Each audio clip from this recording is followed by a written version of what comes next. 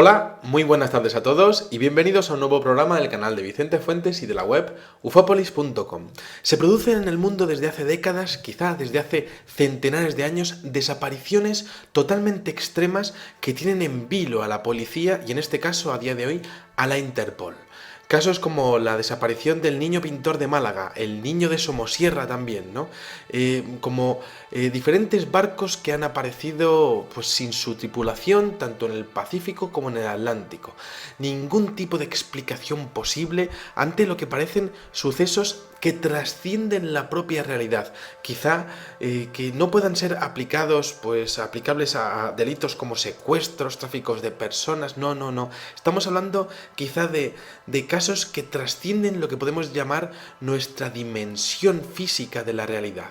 Bueno, en este programa vamos a evaluar algunos casos históricos con respecto a este tipo de desapariciones misteriosas, fascinantes, pero tremendamente fuertes porque no hay ningún tipo de explicación a día de hoy ante los hechos que ocurrieron. Vámonos con nuestra máquina del tiempo al día 25 de diciembre de 1809.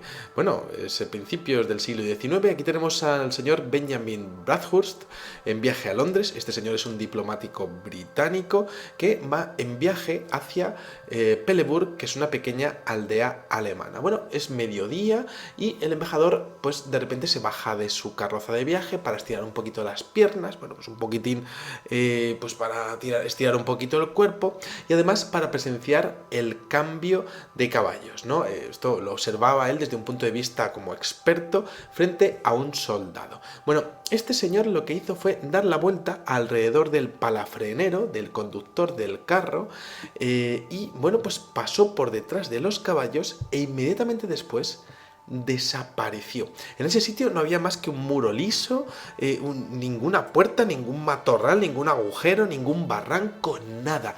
Desvanecido totalmente para siempre. El embajador, aquel embajador de Gran Bretaña, no volvió a ver, no se le volvió a ver jamás, ¿no? Bueno, tras un momento, lógicamente, de comprensible estupor, ¿no? Bueno, pues todo el mundo se precipitó hacia allí, ¿no? Su criado, abriendo la carroza, abriendo, pues, cualquier tipo de abertura en el carro, ¿no? Hasta debajo del cofre de los equipajes, a ver si estaba allí, y era una broma o era algún tipo de secuestro, algo estaba ocurriendo, los demás testigos, la gente corriendo en todas las direcciones, un auténtico caos, ¿no? El albergue, la caballeriza, lo registraron todas las casas vecinas, los alrededores, ¿no? Los testigos hicieron entrevistas a todos los testigos y nadie llegó a decir absolutamente nada porque nadie sabía qué había sido de aquel embajador de Gran Bretaña llamado Benjamin Bathurst.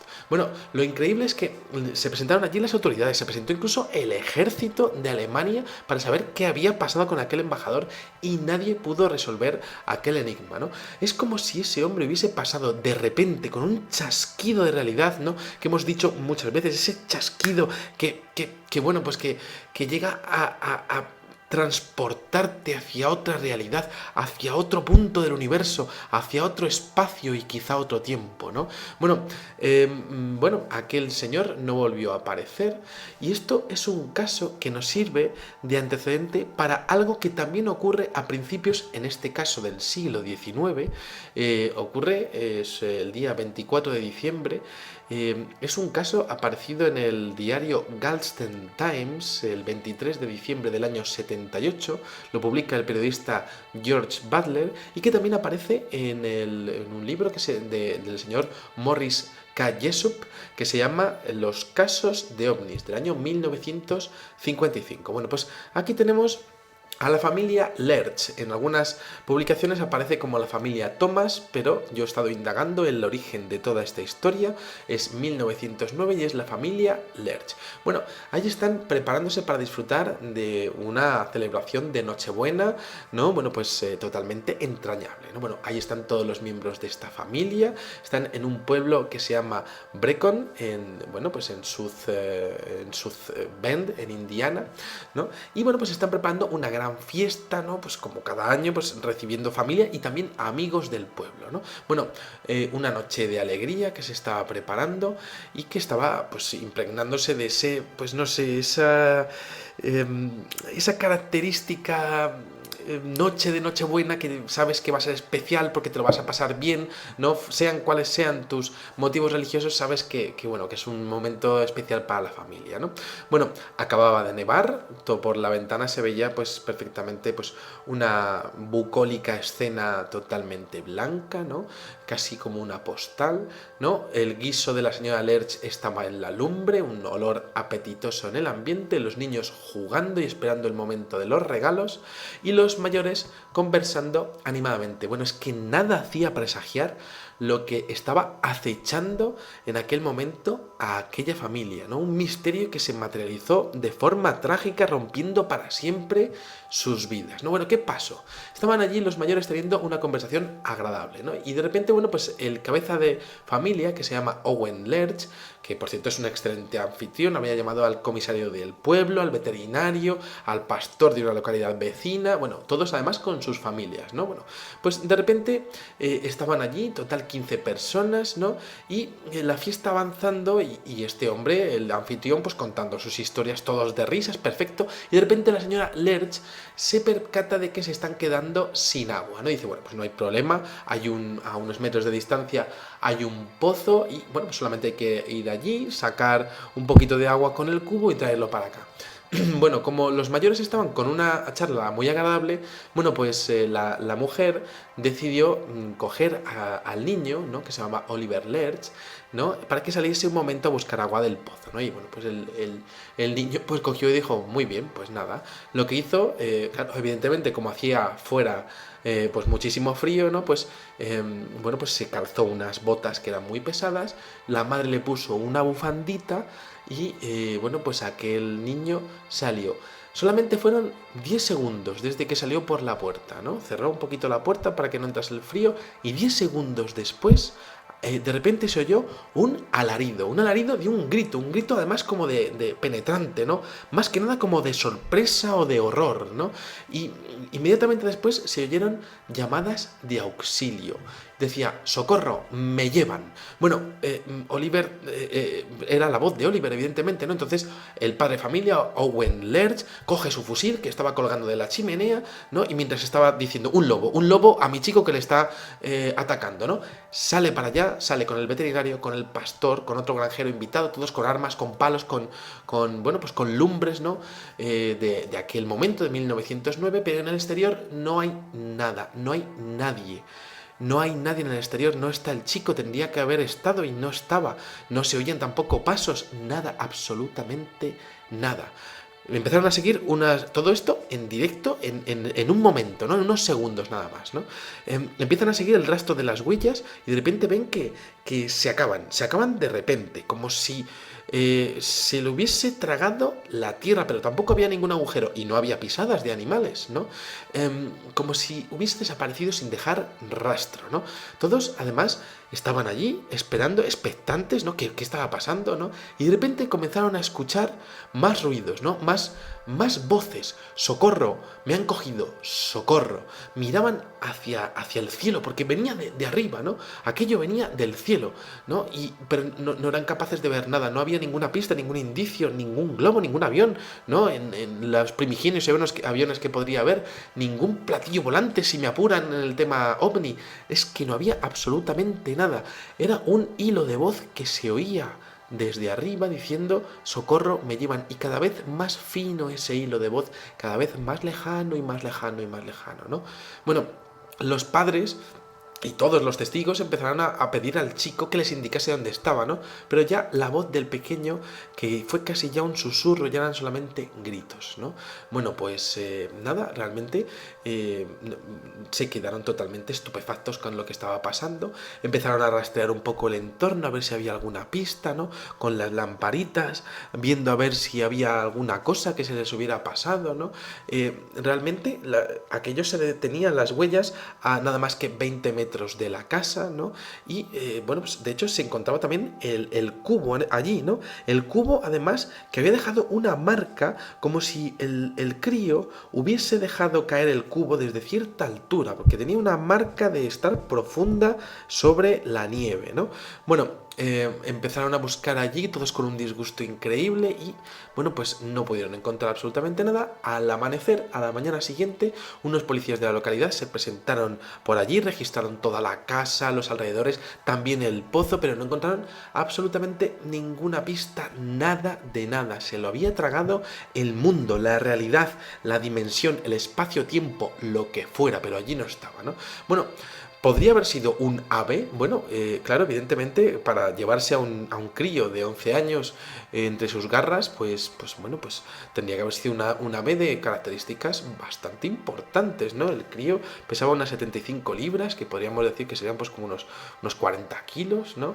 Y bueno, pues para eso, pues en aquel momento pues se desestimó la opción de que había sido un ave, sobre todo porque tendrían que haberlo visto, ¿no? Tendrían que haberlo visto en todo momento y además ese ave de haber existido tendría que haber habido más ataques, más avistamientos en la zona, porque tendría que comer, ¿no? Y jamás, es un caso que es totalmente único, una desaparición totalmente extrema. Por supuesto se estimó que podría haber sido un globo, pero claro, muy difícil de maniobrar allí, ¿no?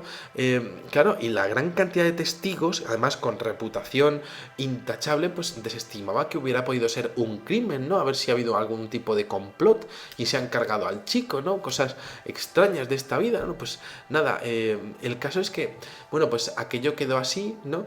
Y lo cierto es que no es solamente ese incidente, si es que ha habido muchísimos a lo largo de la historia. Yo les puedo comentar algunos más, ¿no? Por ejemplo, el día 12 de noviembre de 1945, un hombre llamado Mide Rivers, en el Triángulo de Bennington, famoso en Estados Unidos por haber habido desapariciones de este tipo.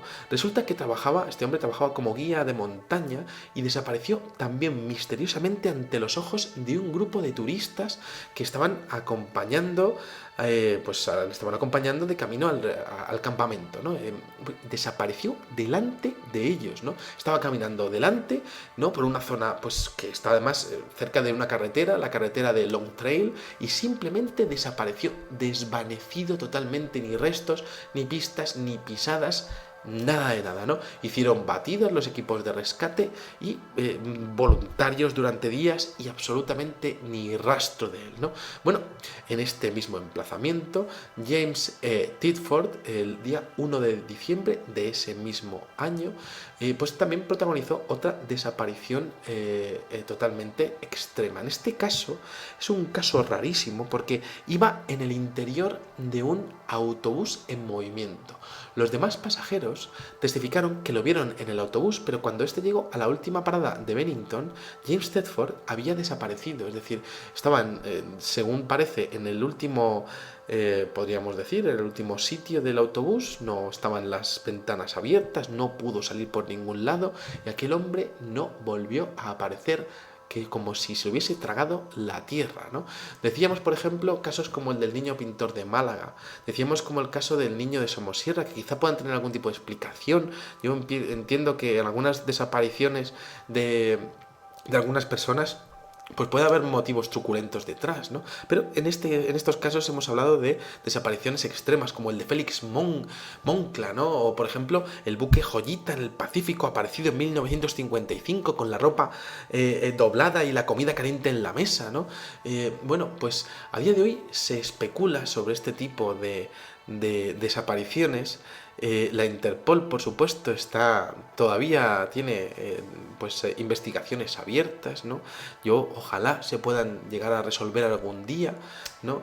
Y desde luego a mí me interesa esto porque los casos tan extremos, tan raros, tan bestias, podríamos decir, quizá se correspondan con anomalías temporales, quizá cambios de dimensión, quizá fenómenos localizados en un metro cuadrado, como hemos dicho algunas veces, no solamente algunas personas, solamente en algunas circunstancias. En este caso podríamos también hablar de abducciones, que serían de ovnis supuestamente transparentes o invisibles, ¿no? Cosa que hemos visto en el fenómeno en multitud de ocasiones, ¿no?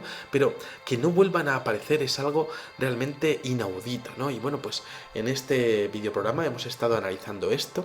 Podrían ser cambios dimensionales, quizá esas personas, pues igual que por ejemplo lo que ocurre con el vuelo en 1945, ¿no? Aquel vuelo que desaparece cerca del Triángulo de las Bermudas, o bueno, incluso las visiones del almirante Byrd en la Antártida, ¿no? Con esa extraña apariencia de estar en otro mundo, ¿no? En un chasquido también de la realidad, ¿no? En donde ellos parece que estaban como en otro universo, ¿no? En otra dimensión, con colores alterados, quizá con diferentes condiciones atmosféricas incluso, ¿no? El agua diferente, ¿no? La atmósfera diferente. Quizá esas personas hayan pasado a otro plano, ¿no? Últimamente además, por ejemplo, en Ufópolis he publicado un artículo en donde dos personas iban en un coche en Estados Unidos y vieron un coche de época y también observaron lo que iba siendo pues una desaparición extrema con los ocupantes y con el propio vehículo, ¿no? Como si además el fenómeno pudiese afectar tanto a personas como a objetos. En este caso, también un objeto sería la ropa, ¿no? En este caso, pues, por tanto, estaremos hablando de algo que es selectivo para con el entorno de un protagonista, ¿no?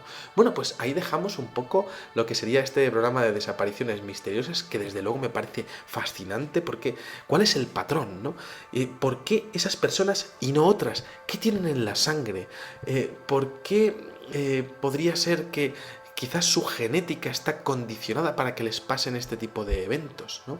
Ahí estaría un poco la clave. A mí me encantaría poder comparar las genéticas de esas personas con las de los demás para saber qué es lo que ha ocurrido en su vida, quizá qué vivencias han tenido, quizá qué recuerdos, qué emociones han tenido. ¿Lo provocan ellos? ¿La mente humana es capaz de provocar un salto dimensional hacia otro punto, ¿no? Quizá no conocemos el potencial de la mente humana, de nuestro cerebro, quizá de lo que somos como seres humanos, ¿no? Quizá la realidad tiene fallos también, ¿no? Es un fallo en Matrix, como un botón de borrado directamente, ¿no? Como también lo que hablamos con el caso de Miguel Herrero, que había un antiuniverso en donde si tu doble moría, tú morías, ¿no? Y desaparecías directamente. Quizá pasó eso y sus dobles acabaron falleciendo también, ¿no? En esta realidad.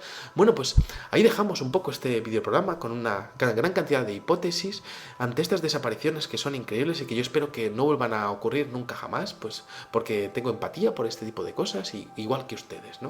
Y nada, bueno, pues ahí dejamos este misterio y espero que les haya gustado muchísimo este videoprograma y les espero en el siguiente.